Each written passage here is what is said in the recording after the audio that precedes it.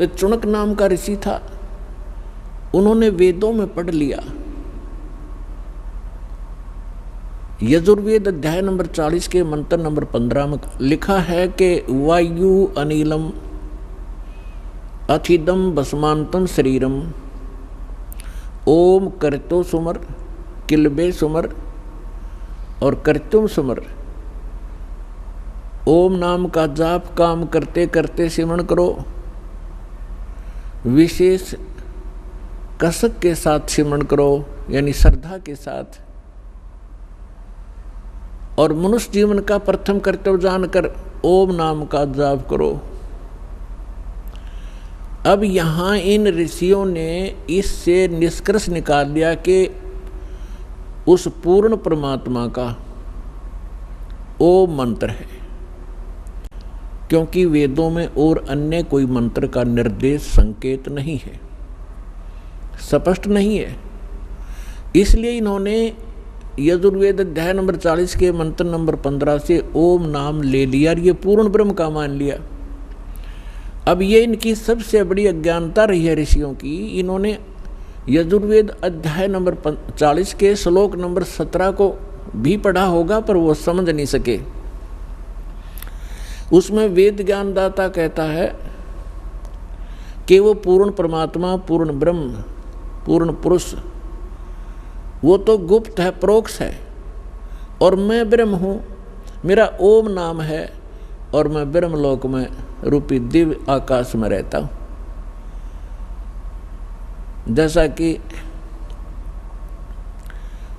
जैसे हांसी के अंदर, ये शहर है हांसी, वहाँ पर बोर्ड लगा हुआ है कि बरवाला 30 किलोमीटर।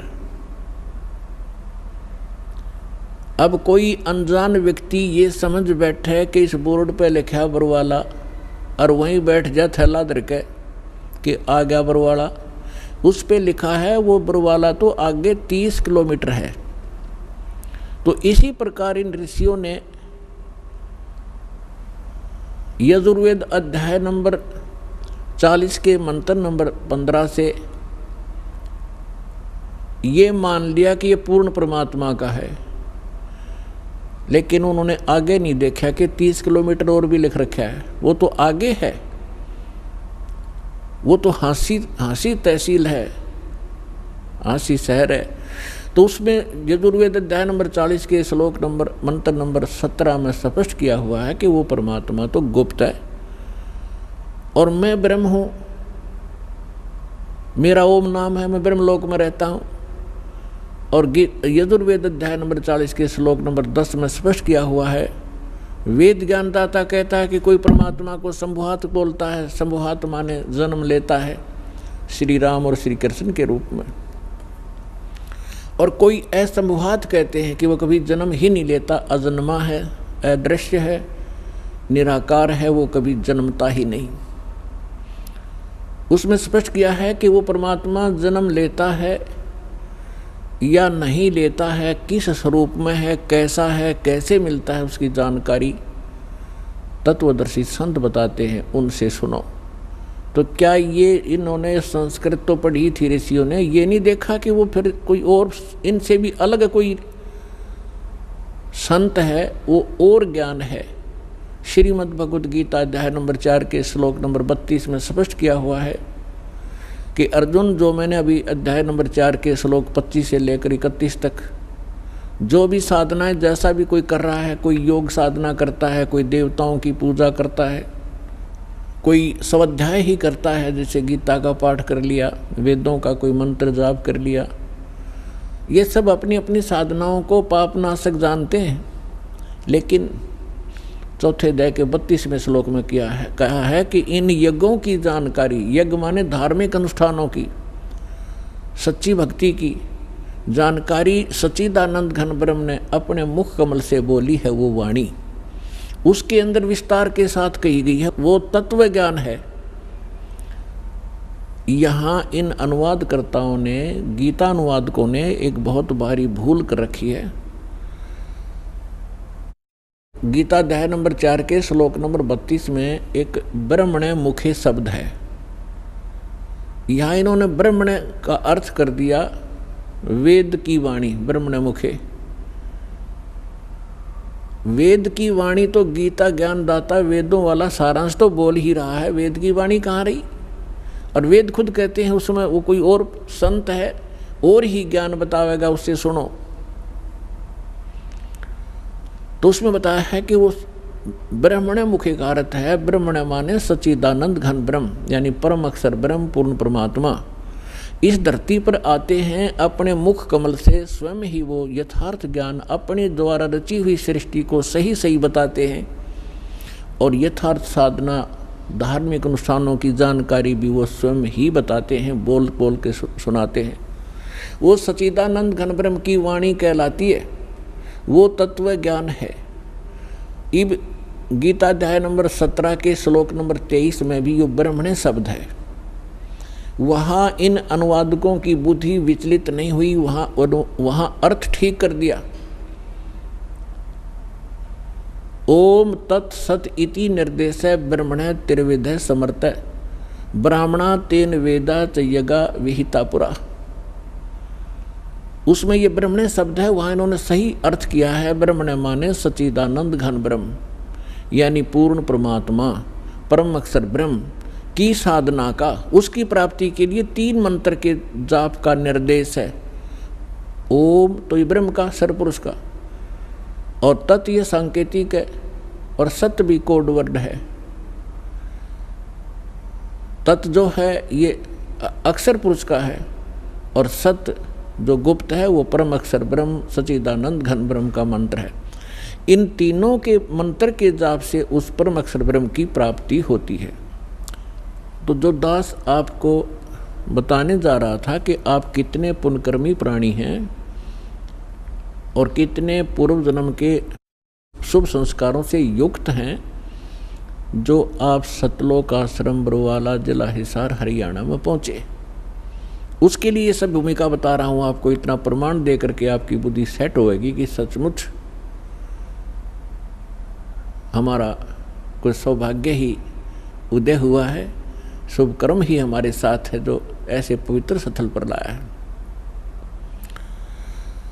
अब गीता अध्याय नंबर 4 के श्लोक नंबर 32 में तो स्पष्ट कर दिया कि उस सच्चिदानंद घन ब्रह्म ने अपने मुख कमल से जो ज्ञान दिया वो यथार्थ ज्ञान है, उसको तत्व ज्ञान कहते हैं। चौथे अध्याय के 34वें श्लोक में कहा कि उस तत्व ज्ञान को तू तत्वदर्शी संतों के पास जाकर समझ।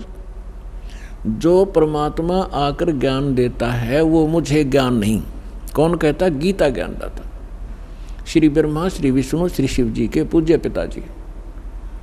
और उस ज्ञान को किसी तत्वदर्शी संत से पूछो तो इससे सिद्ध है कि वो वेद ज्ञान से भी भिन्न ज्ञान है, और गीता के ज्ञान से भी वो भिन्न है। नहीं तो गीता जी में एक अध्याय और लिख देता हो कि ये है वह तत्व ज्ञान, 19वां अध्याय और बना देते। नहीं, उनको पता नहीं। तो उसको तत्वदर्शी संत ही बताते हैं। अब तत्वदर्शी संत की पहचान बताई है 15वें अध्याय के प्रथम मंत्र में श्रीमद् भगवत गीता में, कि जो संत इस उल्टे लटके हुए संसार रूपी वृक्ष के पत्तों से लेकर मूल तक विस्तार से बताता है, भिन्न भिन्न बताएगा, स वेदवित वो तत्वदर्शी संत है। वह वेद के तात्पर्य को जानने वाला है। तो परमेश्वर स्वयं आते हैं, जैसे अभी आपको बताया कि सच्चिदानंद घन ब्रह्म यानी पूर्ण परमात्मा अपने मुख कमल से ही यथार्थ ज्ञान बताते हैं। उन्होंने 600 वर्ष पहले ये ज्ञान कहा था कि अक्षर पुरुष एक पेड़ है। जैसे आपको बहुत बार पेड़ का चित्र दिखाया है संसार रूपी वृक्ष का, जो जमीन से बाहर दिखाई देता उसको वृक्ष बोलते हैं, पेड़ बोलते हैं।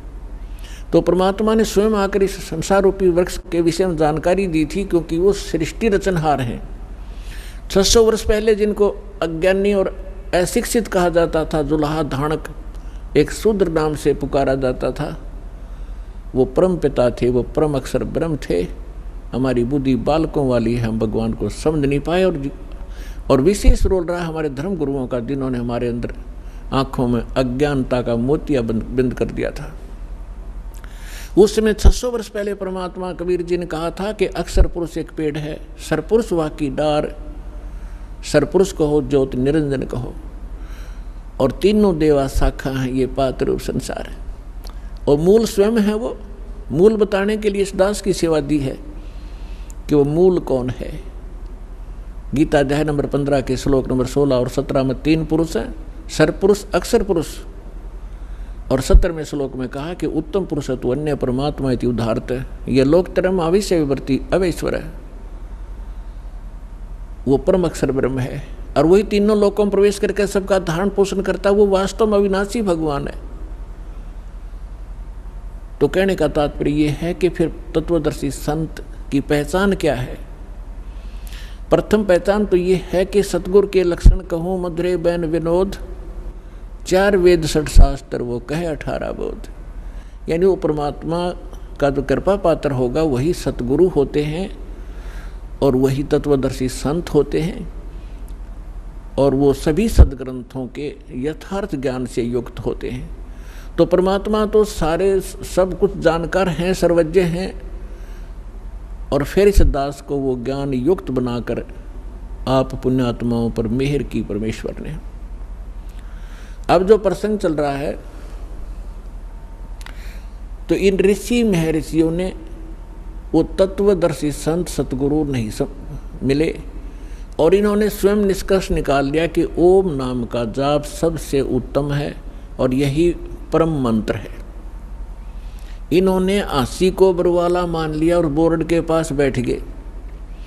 आगे नहीं पड़ा कि 30 किलोमीटर और है आगे, वो है वस्तु जहाँ सत्संग होता है। अब दया करी है दाता ने इस दास के ऊपर कि 30 किलोमीटर आगे ये रास्ता है और वहाँ ऐसी सुविधाएं प्राप्त हैं, ऐसा ज्ञान प्राप्त है। तो क्या है वो, तो इन ऋषियों को ज्ञान हुआ नहीं। चुनक जैसे ऋषि, वो महापुरुष परमात्मा पाने के लिए तड़प उठे। उनको ये ज्ञान हो गया कि इन देवी देवताओं की पूजा से कोई बनने वाला नहीं है। और उनको ये ज्ञान हो गया कि पूर्ण परमात्मा से ही पूर्ण मोक्ष होगा।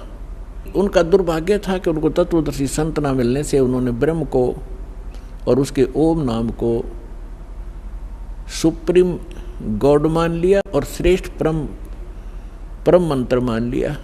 ओम नाम का जाप, वेदों के अंदर ओम नाम के अतिरिक्त कोई मंत्र नहीं है। श्रीमद् भगवत गीता में भी ओम के अतिरिक्त कोई मंत्र नहीं है। जितने भी ये पुराण हैं ये गॉड गिवन नहीं है, ये ऋषि महर्षियों के अपने अनुभव हैं। जैसा उन्होंने परमात्मा को जाना, जैसे उन्होंने डले डोए, वो अनुभव उसमें लिख रखा है। लेकिन जो वेद से नहीं मेल खाता वो व्यर्थ है। ओम नाम के अतिरिक्त कोई मंत्र किसी भी जाप उसमें सदग्रंथों में नहीं है। और उसके अतिरिक्त किसी पुराणों के अंदर कोई अन्य मंत्र हैं तो वो यदि वेद से मेल नहीं खाते हैं तो हमें वो हानिकारक हैं। वो आन उपासना है, वो शास्त्र विधि को त्याग कर मनमाना आचरण होता है, जो गीता अध्याय नंबर 16 के श्लोक नंबर 23 और 24 में मना किया है कि जो शास्त्र विधि को त्याग कर मनमाना आचरण करते हैं उनको न तो कोई सुख होता है, ना कोई उनकी को सिद्धि प्राप्त होती है और न ही उनकी परम गति होती है, अर्थात यूजलेस। इससे तेरे लिए अर्जुन कर्तव्य और अकर्तव्य की व्यवस्था में 24वें श्लोक में कहा, 16वें अध्याय के कर्तव्य और अकर्तव्य की व्यवस्था में अर्जुन शास्त्र ही प्रमाण है, किसी व्यक्ति विशेष के कहने से भ्रमित ना होना। तो पुण्यात्माओं, दास वो साधना आपको दे रहा है जो हमारे सदग्रंथ गवाह हैं जिनके, और उसी से मोक्ष संभव है। और इसके साथ साथ जिन महापुरुषों का मोक्ष हुआ उन्होंने कौन से मंत्र, कौन सी साधना की, वो भी रूबरू कर रहा हूँ, जिससे आपको दृढ़ विश्वास हो और आप अपना आसानी से कल्याण करा सकें। क्योंकि हम साधना बहुत की आपने, आज के नहीं हो, आपने सतयुग त्रेता द्वापर में भी बहुत गने तप, बहुत गने जप, इन नकली मंत्रों के और हठ योग किए हैं। परमात्मा के बिना ये आत्मा उसी दिन से तड़फ उठी थी जिस दिन से उससे बिछुड़ कर आई थी।